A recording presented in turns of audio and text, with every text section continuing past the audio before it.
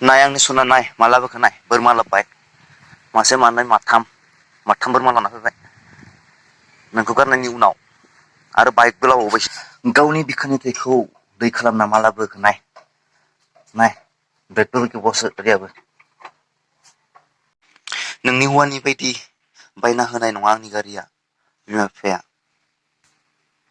बे बोरमाखौ फाननानै डिजिटेल केमेरा लागोन इउटुब चेनेलावसो दंखायोनो बानायनो रोंला इउटुब चेनेल दंखायो स्क्रिनाव नुनाय आखरफ्रा जादों बेफोर गासैबो रिडिम कडनि बेखौ थुजोबब्लानो नोंसोरो रिडिम कडखौ मोननो हागोन